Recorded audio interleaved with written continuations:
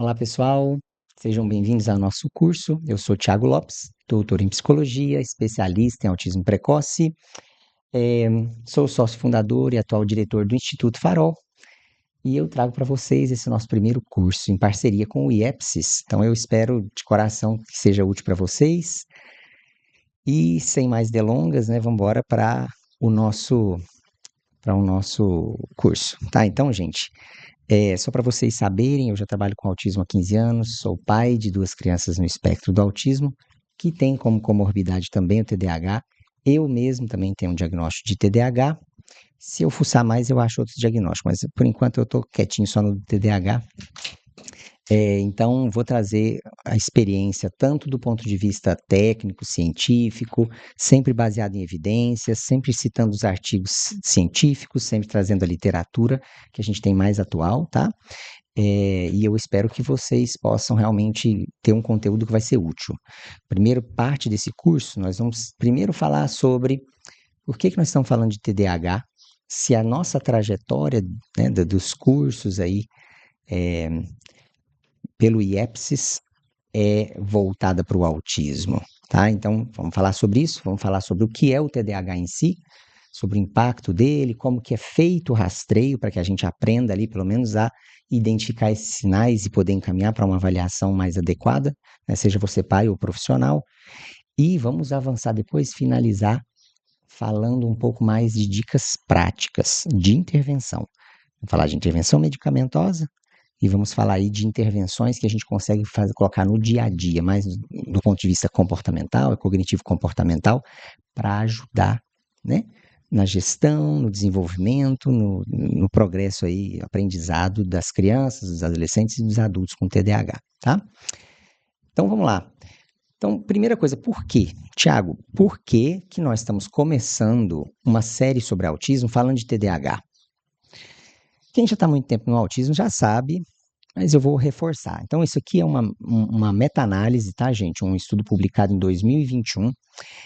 E a gente vê o seguinte: geralmente o TDAH é diagnosticado, tá, em 5,9% das crianças. Com desenvolvimento do cérebro, maturação cerebral, alterações aí ao longo da vida, a gente vê que nos adultos esse diagnóstico aí é só de 2,5%. Tem também risco aí de subdiagnóstico em adultos, mas mesmo quando a gente vai olhar os estudos longitudinais, ou seja, a gente começa acompanhando desde cedo e acompanha até a idade adulta, a gente vê que realmente existe uma redução drástica do diagnóstico de autismo, de TDAH, da infância para a idade adulta. Então, à medida que o cérebro tem suas mudanças ali na adolescência e maturação, muitas vezes a gente tem um efeito que vai reduzir aí os efeitos, os riscos, os comprometimentos do TDAH que levam ao diagnóstico de TDAH. Então, como é um diagnóstico, né, por observação do comportamento e dos prejuízos que ele causa, muitas vezes a gente tem uma redução aí na idade adulta. Então, olha só, gente, em crianças, a gente tem até no máximo 6% aí da população, em média, aí, 5,9%, que vão ter o diagnóstico de TDAH. Mas quando a gente fala de autismo, essa comorbidade está presente nas crianças, nos adolescentes e nos adultos com autismo, dependendo do estudo que a gente for olhar, de 40,2% a 70% dos casos.